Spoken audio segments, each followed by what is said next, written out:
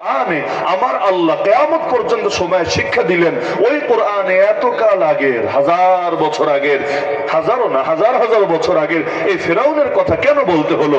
এই জন্য বলেন নাই আল্লাহ গল্প শোনাতে চেয়েছেন। কোরআন গল্পের বই না, কোরআন গল্পের বই না, কেচ্ছা কাহিনীর বই না। কোরআন কিসের বই? যালিকাল কিতাবু লা রাইবা ফি হুদাল লিল মুত্তাকিন। কোরআন হলো হেদায়েতের কিতাব, কোরআন হলো জীবন বিধান, কোরআন হলো গাইডলাইন, কোরআন হলো পথ নির্দেশ, যেটা আমাদেরকে পথ দেখিয়ে দেখিয়ে রবের জান্নাত পর্যন্ত পৌঁছে দেবে। তাহলে ফেরাউনের কাহিনীতে আবার হেদায়েত কিভাবে? ফেরাউনের কাহিনীতে আবার গাইডলাইন কিভাবে? হ্যাঁ, এভাবে।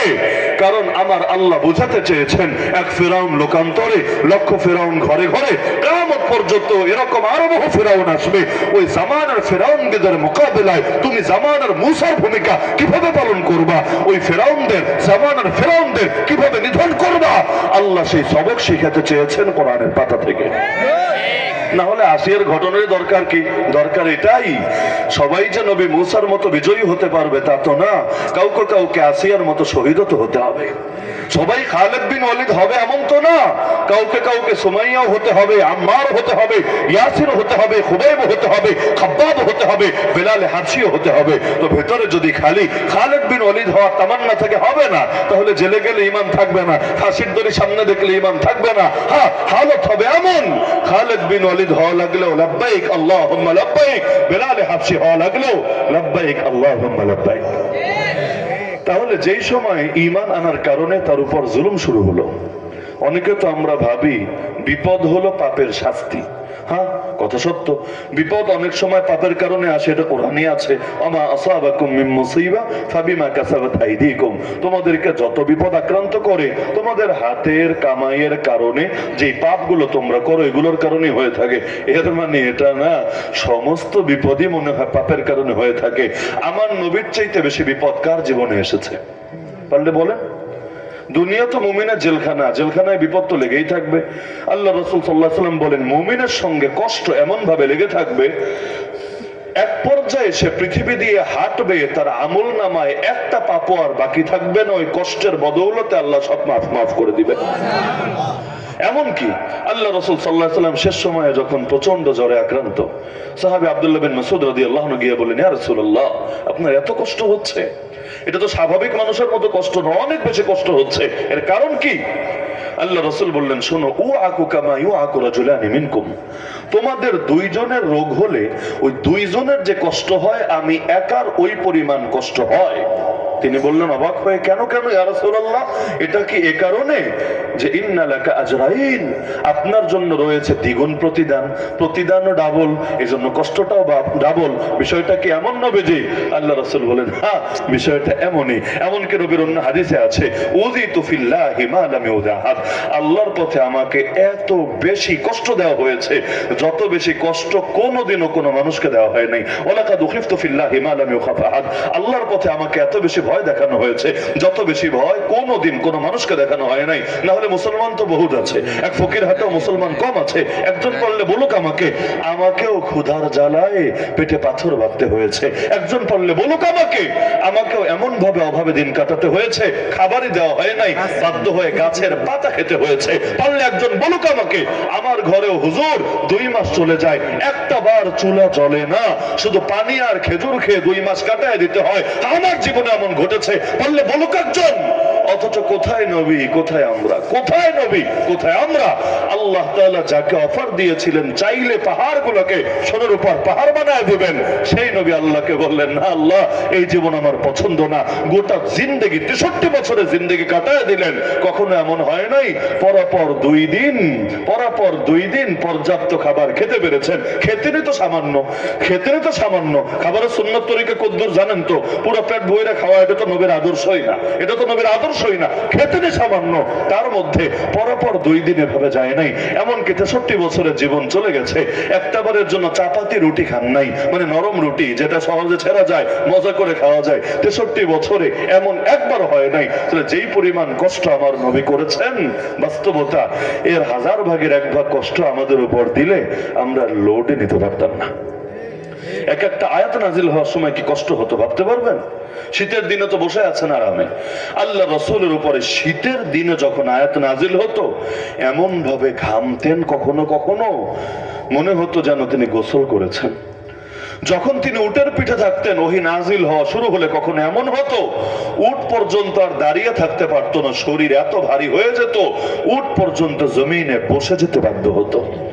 এমনকি একবার একজনের উরুর উপর মাথা রেখে নবীজি ঘুমাচ্ছিলেন, এমন সময় ওহী নাজিল হওয়া শুরু হলো। তিনি পরবর্তীতে বলেন, আমার মনে হচ্ছিল আমার উরুর উপর আর এখন মাথা না, আস্ত পাহাড়কে রেখে দেওয়া হয়েছিল, এই পরিমাণ কষ্ট হয়েছে। এমনকি এখানে আমরা যারা আছি অনেক নামাজ পড়ি, অনেক রোজা রাখি, কার জীবন এমন হয়েছে আমাদের জীবনেরও একটা অংশ হেরা গুহায় আরামে আরামে কেটে গিয়েছে। আরামে মানে ইবাদতের আরাম, ওই দুনিয়ার আরাম না।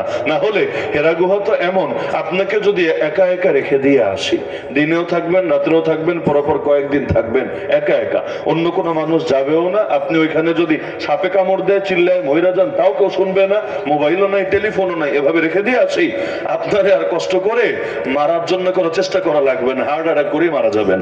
শেখ শরফুদ্দিন আবু তাওয়ামা রাহমাতুল্লাহি আলাইহির মাজার আছে ওই সোনারগাঁ, ঢাকা সোনারগাঁ। একবার গেলাম দেখতে যে বাংলা অঞ্চলে সর্বপ্রথম হাদিসের খেদমত যিনি করে গিয়েছেন এবং হাদিসের দার্স এখানে দিয়েছেন, একবার যাই দেখে আসি। গিয়ে দেখলাম উপরে তার একটা মেহমানখানা এবং এর সঙ্গে লাইব্রেরি, যদিও বই এখন একটাও নাই, সব গায়েব হয়ে গিয়েছে এটা। আর নিচে হলো ওনার ইবাদত খানা, মানে যেখানে ব্যক্তিগত ইবাদত করতেন। আমরা তো ব্যক্তিগত ইবাদত করিও না, এজন্য আমাদের ঘরে ব্যক্তিগত ইবাদত খানা থাকেও না।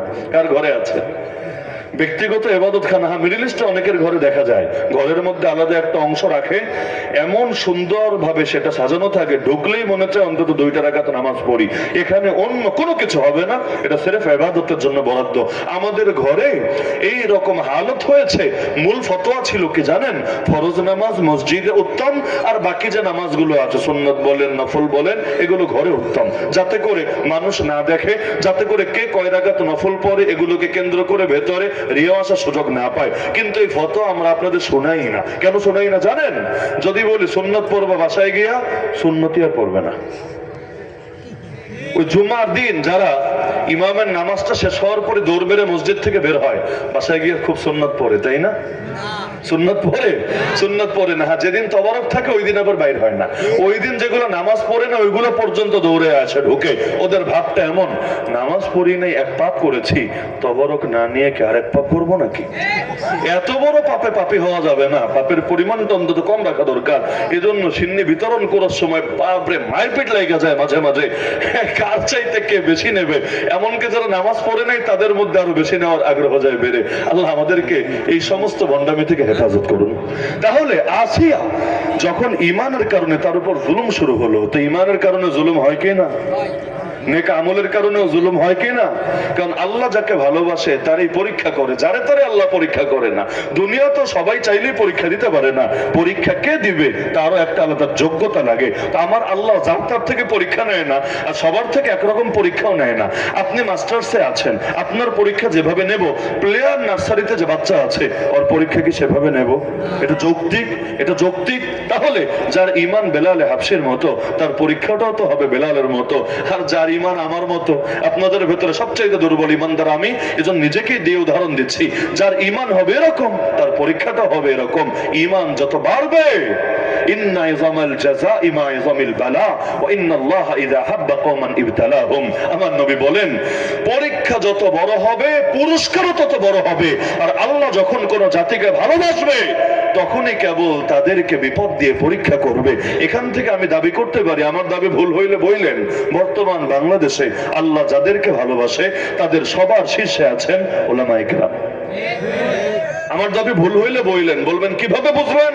বোঝার বহু আলামত আছে, এর মধ্যে একটা আলামত এটাও বটে, বিগত 16 বছরেও কষ্ট নিয়েন না। অনেকে আবার বিগত আমল টান দিলে অনেকের ভেতরে আবার একটু হয় ঝামেলা। বিগত 16 বছরেও আমি যদি বলি সবচাইতে বেশি জুলুম হয়েছে এই ইসলামপন্থীদের উপর, উলামায়ে কেরামের উপর। আমার কথা কি মিথ্যা হবে? আমার কথা কি ভুল হবে? কেন আসলে এদের উপর পরীক্ষা সবচাইতে বেশি? এরা সবচাইতে বেশি পাপ করে। এরা সবচাইতে বেশি পাপ করে, পাপের সাজা দিয়েছে আল্লাহ এদেরকে না, বরং আল্লাহ রাব্বুল আলামিন ভালোবাসে বলেই তাদেরকে পরীক্ষা নিয়েছে, জামান আর বেলাল হওয়ার তৌফিক দিয়েছে। সুতরাং দিনের জন্য পরীক্ষা দেওয়া লাগলে দিতে রাজি আছেন তো ইনশাআল্লাহ? আসিয়ার উপর পরীক্ষা হচ্ছে কিভাবে? কোন কোন ইতিহাস এমনও আছে, ফেরাউন জল্লাদকে বলল, আসিয়াকে ধরে জিন্দা অবস্থায় তার গা থেকে চামড়া খুলতে শুরু করো। ওই ছাগল যেমন চামড়া খসিয়ে ফেলে শরীর থেকে, মুরগি যেমন চামড়া খসিয়ে ফেলে শরীর থেকে, আসিয়ারে মাইরো না, খুন করো না, জিন্দা অবস্থায় ওর গা থেকে চামড়া খসানো শুরু করো। কেমন লাগবে? আপনি যদি এই পরিস্থিতিতে পড়েন কেমন লাগবে? একটু একটু খসাবা আর জিজ্ঞেস করবো, এখন তো ফেরাউনকে রব মানো, এখন তো নবী মুসা, এখন তো মুসার রবকে অস্বীকার করো, এভাবে জিজ্ঞেস করবো। যদি মানে ভালো, আর যদি না মানে তাহলে জানে এক পর্যায়ে মেরে ফেলবা। তা আসিয়ার উপর জুলুম হতে হতে হতে এক পর্যায়ে চামড়াও খসানো শুরু হয়ে গেল। একদিকে চামড়া খসায়, আসিয়া তো চাইলে বলতে পারে, আল্লাহ ফেরাউনের দিলটা নরম করো, আল্লাহ আমারে মুক্তি দান করো, বলতে পারে না? দোয়া করা কি নাজায়েজ নাকি?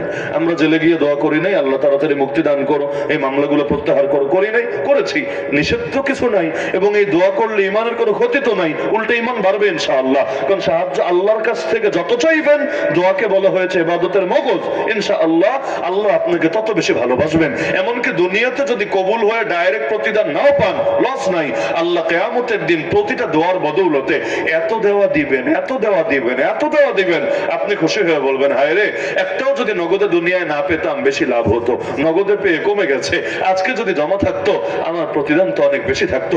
এজন্য দোয়ায় কিপটামি করবেন না। দোয়া করতে হাত তুইলা কিপটা